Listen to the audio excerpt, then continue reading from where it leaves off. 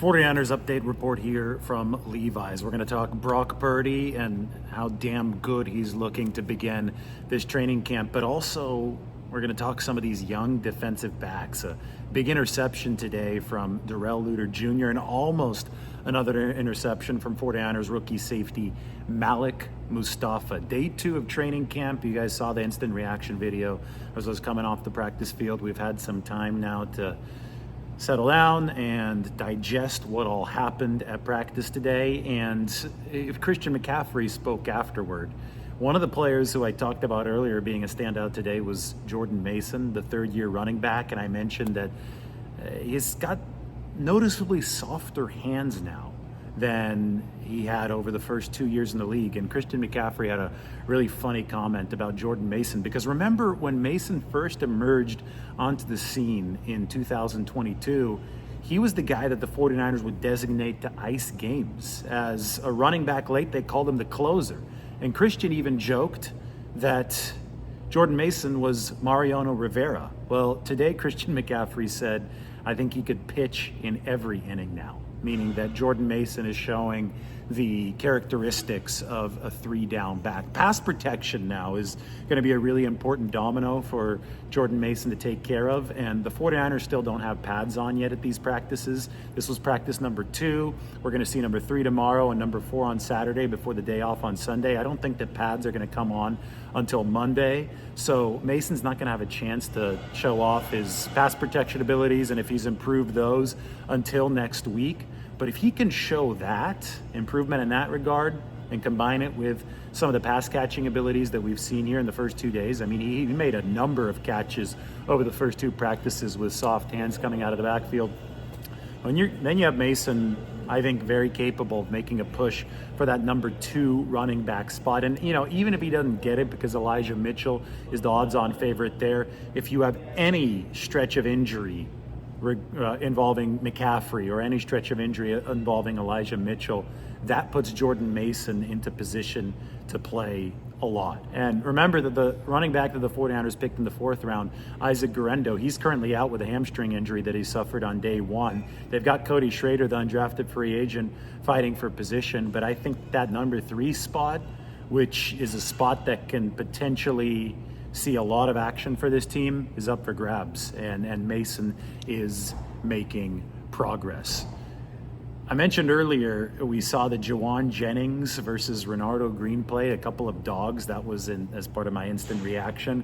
That was only one play today. It was just one that was notable to me because I couldn't wait to see those two guys squaring off against each other. And, you know, it just because of the mentality that they both bring. We know that Juwan Jennings gets under opponent's skin. We know that Renardo Green has a reputation for doing the same thing. We know that he shut down Malik Neighbors a couple times in college. We know that he saw a lot of success against Ricky Pearsall. Renardo played for Florida State. Pearsall played for Florida. Even Brian Thomas Jr. of LSU did not have a good time against Renardo Green. Anyway, today we saw Renardo against Jennings. Jennings won that battle, but it had to be a physical catch, and I look forward to those two guys going at it over the course of training camp. Another part of this update is that Ricky Pearsall, the 49ers first-round pick, rookie receiver, he was doing some sprints, but not at fully 100% on the side field as practice began today. I'd say that Pearsall was running at about 80%, looked unencumbered, no limp, nothing like that. And John Lynch has said that he expects Pearsall to be back for that second block of practices, and that second block of practices will be Monday. So based on what I saw from Ricky today running on that side field, he will be back at some point next week. At least he's on track for that as we speak. The nicest catch of practice today came from some people, a guy that some people might regard as an old friend. That was Trent Taylor, back with the 49ers. Diving catch over the middle of the field, about 20 yards downfield. Drew some oohs and ahs from the crowd. It was the first day with the crowd here at Levi's Stadium. So good to see Trent Taylor, who's now wearing Deebo Samuel's old number of 19, back onto the field for the 49ers. And it might be even more pertinent to note that Taylor is one of 3 49ers who's been returning punts at these practices. We've also seen Jacob Cowing, the rookie, who's tremendously fast, has a real good short area burst, but he's been back there returning some punts. And then Ronnie Bell has been returning some punts. But aside from not wanting to see another guy wearing number 10 return punts. I think 49ers fans should also be wary of the prospect of Ronnie Bell returning punts because he's struggled last year in that role. It was rough for the 49ers in 2023, the Ronnie Bell back there. They're going to give him another chance this season, but even today I saw him mishandle a punt near the start of practice. So Trent Taylor is here because he's a high floor punt returner. Over his 4 years with the 49ers, from 2017 to 2020, in that first stint, he didn't muff a single punt.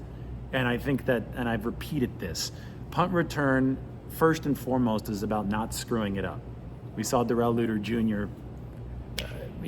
See a punt glance off his leg in the Super Bowl last year, and it probably cost the 49ers the Super Bowl. So, regardless of whether or not Darrell Luter Jr. was at fault in that play, it underscores the importance of holding serve on punt returns and not seeing disastrous giveaways happen. And if Ronnie Bell is struggling, if he's looking shaky back there, you see why the 49ers like to have Trent Taylor on this roster. You see why he might be a good candidate for at least the practice squad as a flex player to give them that floor at punt return, because with a roster this good, you just can't screw it up. I will say that the 49ers have very conspicuously not worked on kickoff and kick return at practice because the media is there, fans are there. Obviously, the rules have changed. It's probably something the 49ers are going to do more covertly during some closed practices or focus on in the film room. We've seen much more punt return work from the 49ers than we've seen kickoff work during these sessions. Brock Purdy, boy, I mean, he is looking strong. He's looking in command. You could combine what we've talked about from the practice field on day one with what we talked about from the press conference room on day 0 when Brock Purdy spoke to the media, just in total command of the room. I said it gave me Peyton Manning, Tom Brady vibes. That's what Brock Purdy is developing into as far as off-field presence goes. Being a quarterback and being a franchise quarterback requires a lot more than just delivering on the field. You have to handle so many media duties. You are a spokesman for the team. You're a spokesman for your teammates. And the detail with which Brock Purdy answered questions in his press conference the other day and the composure that he showed up at that podium was definitely a marked step up from his first 2 seasons in the league. He is now carrying that presence over to the field. I mean, he was rock solid today.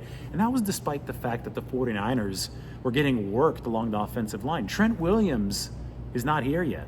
That contract negotiation / dispute / holdout is still happening. So whoever lined up on the opposite side of Jalen Moore, who's the 49ers backup left tackle, was having himself a day. Nick Bosa embarrassed Jalen Moore. I thought Yetur Gross-Matos, who the 49ers picked up in free agency, had a good day. Despite the pressure on Brock Purdy, he was calm, composed, and on time with his outlet throws. He zipped some passes downfield. There was a beautiful one on a post to Braden Willis, and there was a beautiful one on the deep out throw to Deebo Samuel, who had a nice big day. I mean, Purdy looks completely in command of the proceedings.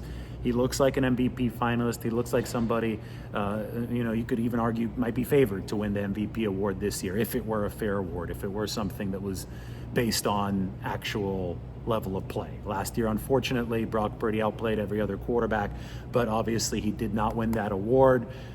The stats, though, speak for themselves. The QBR, the quarterback rating, the efficiency, all at historic levels already for the first 2 years. For Brock Purdy, I think that he's ready to take that a step up because he's more physically prepared and he's got more mental preparedness under his belt entering this 2024 season. I spoke of Darrell Luter Jr. a little bit earlier. I have to speak, and that was on a negative play in the Super Bowl. I have to speak of him in a positive light right now because he made a sensational interception today. Josh Dobbs tried to throw the ball deep to Jawan Jennings. Luter just climbed the ladder, high pointed the football. Yes, it was probably at least slightly underthrown from Josh Dobbs, and that's what gave Luter a chance to get it. But he still had to make an assertive, confident play in one-on-one coverage down the sideline to make that interception. Look, Luter is 6 feet tall. He is, and he's got long arms. So he is the type of cornerback that, combined with his desire to play physically, which I think is a prerequisite for the 49ers and their style of play, but the size combined with the physicality makes Luter a potentially really good cover 3 cornerback. And they wanted him to emerge last year, and I think he impressed them in practice, but he got, he was behind the 8 ball because he got such a late start. He had that bone bruise in training camp, and that kept him out of training camp, and that meant that he wasn't able to join the proceedings until about halfway through the season. Impressed the 49ers enough to make his way onto the active roster in time for the playoffs. Obviously, that mishap on special teams in the Super Bowl happened. But look at the 49ers cornerback situation. They're as loaded as they've ever been under Kyle Shanahan and John Lynch. They've got Charvarius Ward. They've got Deommodore Lenoir. Obviously, they have Isaac Yiadom now on the team. Rocky Yassin is on this football team. But all 4 of those guys, they're only under contract for this season. They might work something out with Deommodore Lenoir. Who knows? Maybe they work something out with Charvarius Ward ahead of time. But the bottom line is that all of those guys are only under contract as of right now through 2024. That means that there are a lot of potential cornerback playing time opportunities on the table after this season. So somebody like Darrell Luter Jr., if he's impressing now, well, yes, he might be able to contribute at some point this year. Injuries always happen. Maybe he even usurps one of the veterans on the depth chart. But you've got to think big picture here. You've got to think, how are the 49ers going to make sure that all those cornerback DB slots are filled past 2024? And I think Luter is already doing a good job seizing that future opportunity. Another big play today from the DBs came from Samuel Womack. That was against Danny Gray. That got the defensive sideline really fired up. It was just a short pattern, about 10 yards downfield. Samuel Womack made a physical pass breakup against Danny Gray on the play. As far as the backup quarterback battle goes, both Brandon Allen and Josh Dobbs have made some mistakes. Neither of those guys has looked anywhere near in the league of Brock Purdy so far. I talked about the Dobbs interception today. We've talked about Brandon Allen almost throwing a pick to Malik Mustafa today. That was the day after Mustafa had an interception on day 1. But as far as that QB battle goes, I would say neither QB2, they're both in the battle to be QB2. I think neither of those guys is looking great. Dobbs, it's concerned me a little bit. This goes back to OTAs. He's airmailed some intermediate throws, and he airmailed another one today. It fell harmlessly as an incompletion, but some of those intermediate throws over the middle, that's the danger zone when you're throwing those balls too high. And I think that's something he's going to have to continue to work on, continue to grow comfortable with within the context of this offense if he's going to grab that quarterback 2 spot for the 49ers. All right, that is the practice report, day 2 here from Levi Stadium. You can tell behind me, you got a nice portrait, a nice picture, probably taken by Zagaris, Michael Zagaris, 49ers team photographer, of Joe Montana in the locker room. They've got a lot of nice artwork here in the lounge. You can see much more of it behind me. We'll do some shows from here instead of out by the helmet. It's really sunny and it's a little windy out by the helmet, so not bad to do it from, I think, what do they call this? This is the Foxconn Industrial Internet Lounge at Levi Stadium.